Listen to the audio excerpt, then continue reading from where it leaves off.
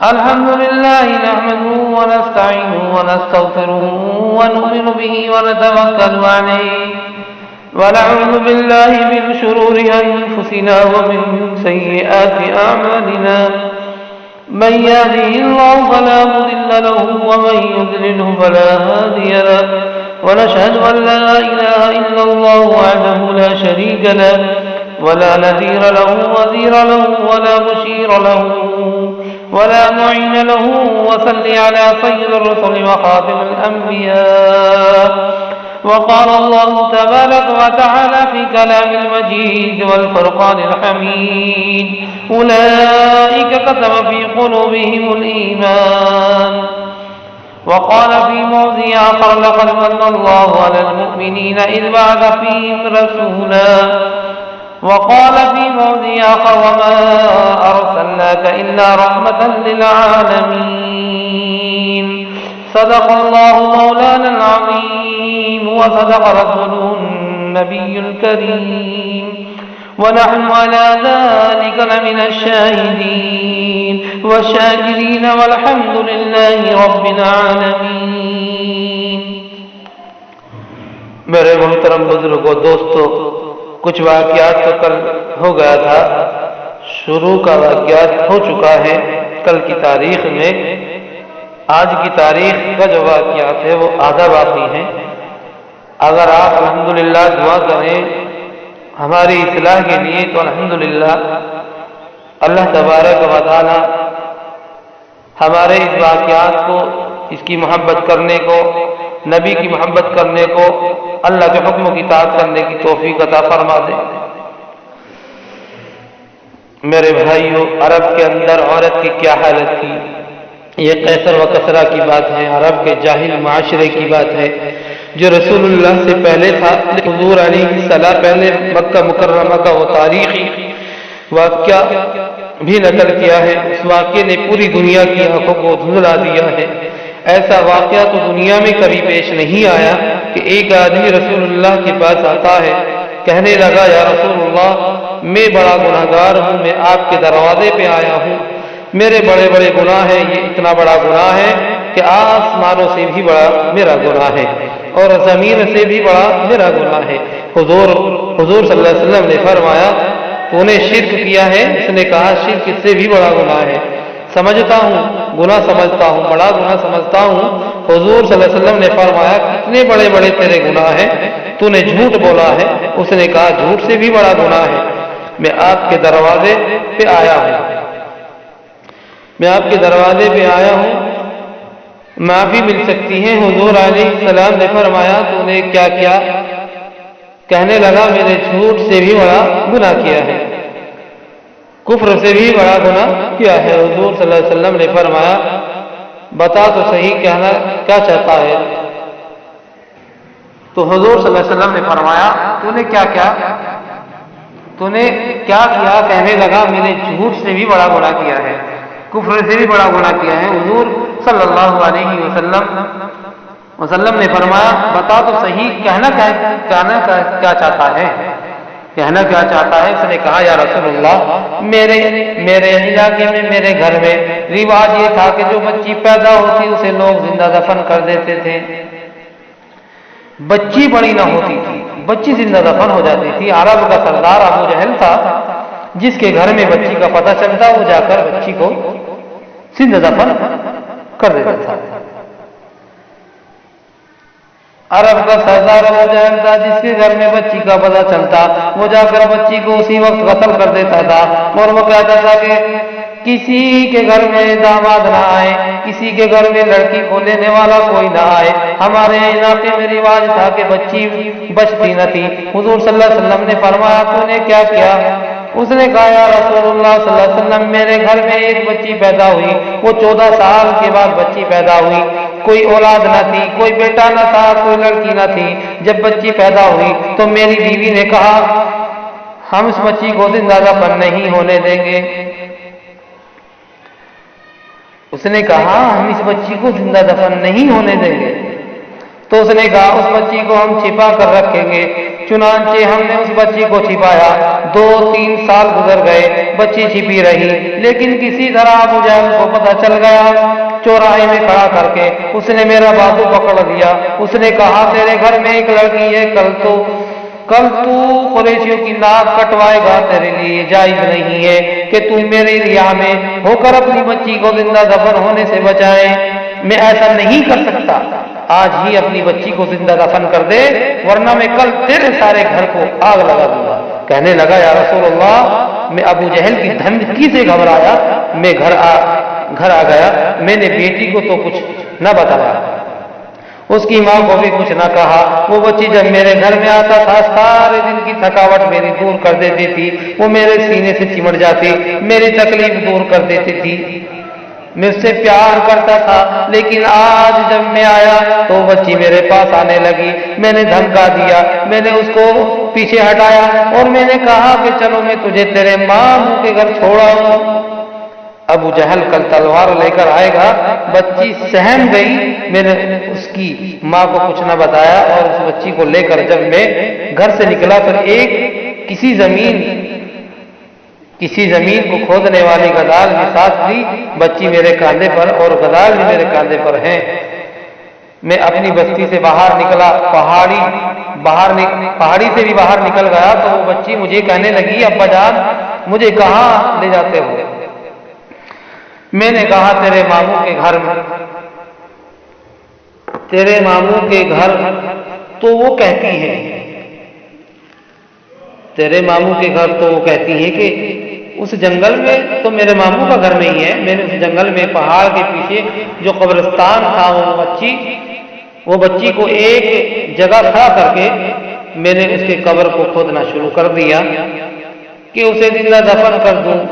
جب میں بچی کو قبر کھود رہا تھا، جب میں بچی کی قبر کھود رہا تھا تو بچی میرے پاس آ گئی، وہ اپنے دوپٹے کو زمین پر بچھا کر مٹی نکالتی تھی اور میرے ساتھ ہاتھ بٹا رہی تھی، اس کا میں گڑھا کھود رہا تھا اور بھی میرا ہاتھ بٹاتی تھی۔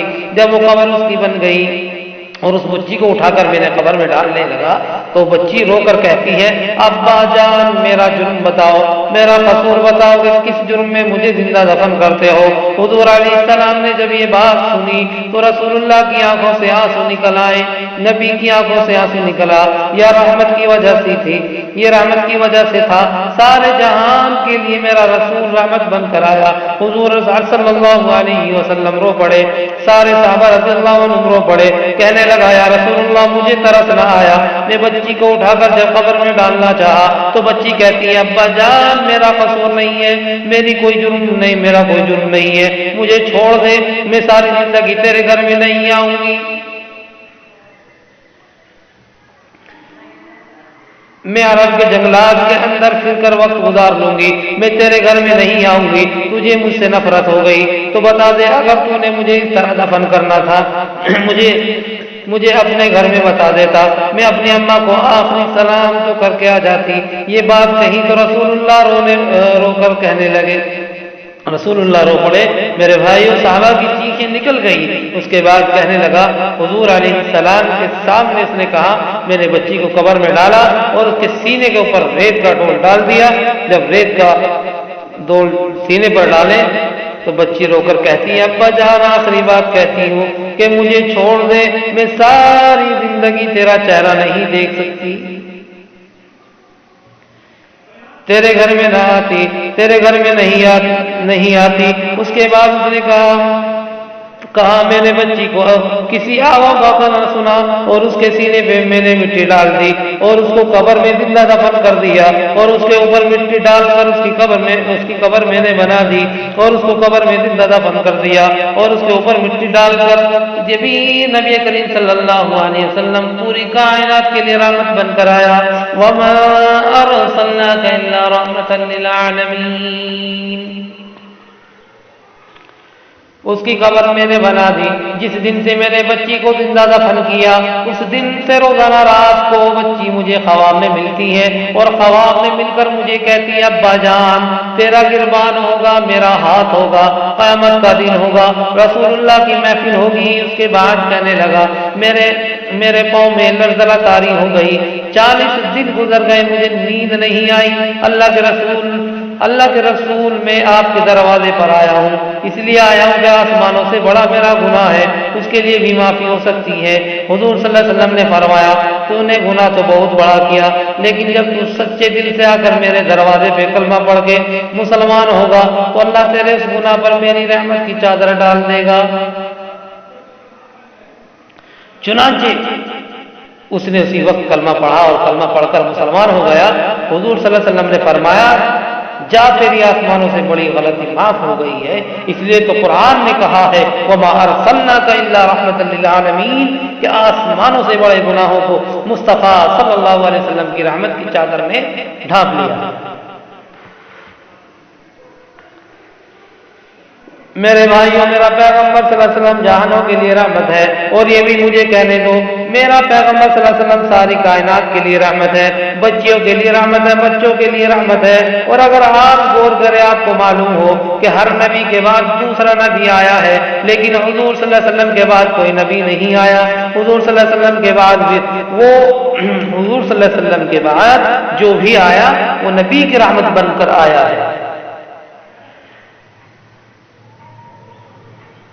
ابو بکر رضی اللہ عنہ کی صداقت میرے نبی کی رحمت ہے، عمر رضی اللہ عنہ کی عدالت میرے نبی کی رحمت ہے، عثمان رضی اللہ عنہ کی شرافت میرے نبی کی رحمت ہے، علی رضی اللہ عنہ کی شجاعت میرے نبی کی رحمت ہے، حسین رضی اللہ عنہ کی شہادت میرے نبی کی رحمت ہے، معاویہ رضی اللہ عنہ کی سیاست میرے نبی کی رحمت ہے۔ مجھے اور کہنے دو کہ حبشے کے بلال رضی اللہ عنہ کی عظمت میرے نبی کی رحمت ہے، ابن مسعود رضی اللہ عنہ کی تفسیر میرے نبی کی رحمت ہے، ابن عباس رضی اللہ عنہ کی فقہ اور تفسیر میرے نبی کی رحمت ہے، حنظلہ رضی اللہ عنہ کی شہادت میرے نبی کی رحمت ہے، صحابہ رضی اللہ عنہ کی عظمت میرے نبی کی رحمت ہے، 1,24,000 صحابہ رضی اللہ عنہ کا پوری کائنات میں اللہ کا قرآن لے کر نبی کا فرمان لے کر پہنچنا میرے نبی کی رحمت ہے، مکے سے مدینے تک پہنچنا میرے نبی کی رحمت ہے، مدینے سے براقش تک جانا میرے نبی کی رحمت ہے، سمندروں کے ذریعوں میں اللہ کا قرآن صحابہ کا پیش کرنا میرے نبی کی رحمت ہے،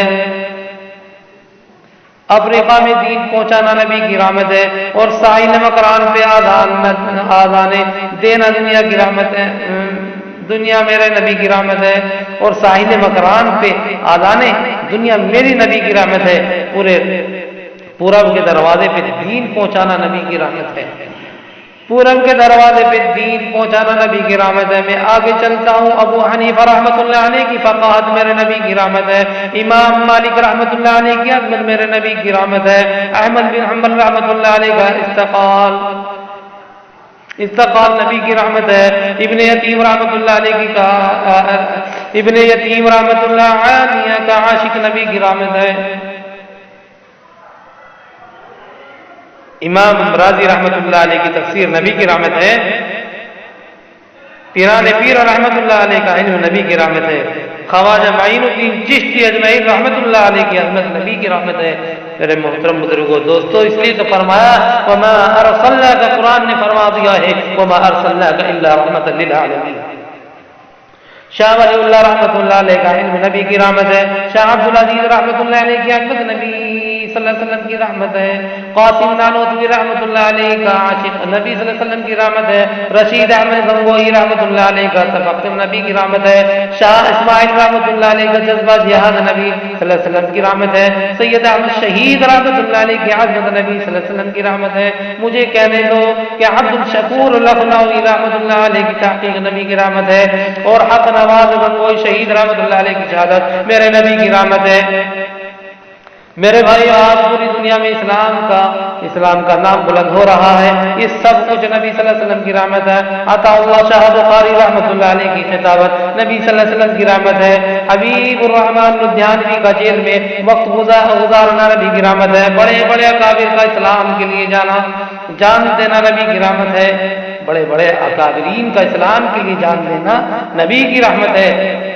آج صحابہ رضی اللہ عنہ پوری دنیا میں قربانیاں دے رہے ہیں. یہ سب کچھ نبی صلی اللہ علیہ وسلم کی رحمت ہے.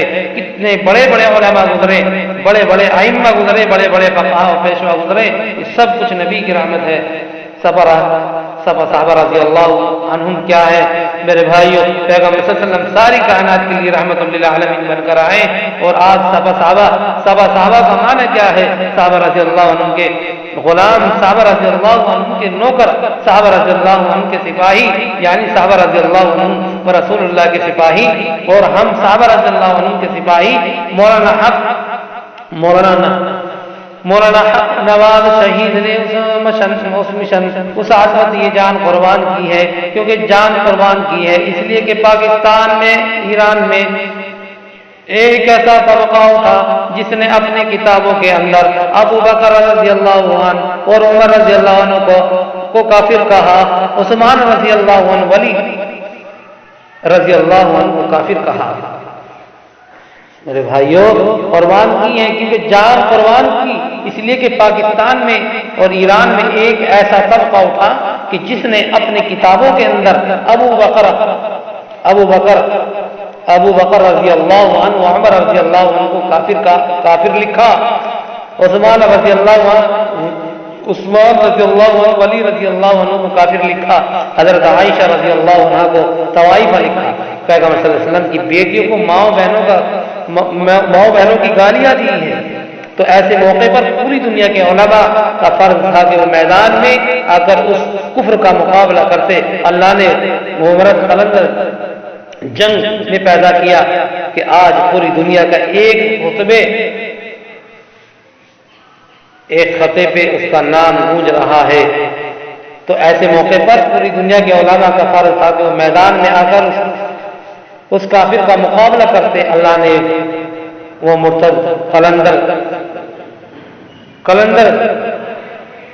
جنگ میں پیدا کیا کہ آج پوری دنیا کے ایک خطبے پہ اس کا نام گونج رہا ہے. میرے بھائیو اس کی عظمت کی گواہی پوری دنیا کے لوگ دے رہے ہیں. اس کی وجہ کیا ہے؟ یہ نبی کا عاشق ہے، یہ نبی صلی اللہ علیہ وسلم کی محبت ہے، یا رسول اللہ صلی اللہ علیہ وسلم کی رحمت ہے. اگر حضور صلی اللہ علیہ وسلم کی رحمت نہ ہوتی تو یہ عظمت نہ ہوتی، کائنات میں کچھ بھی نہ ہوتا. یہ سب کچھ پیغمبر صلی اللہ علیہ وسلم کی رحمت کی وجہ سے ہے.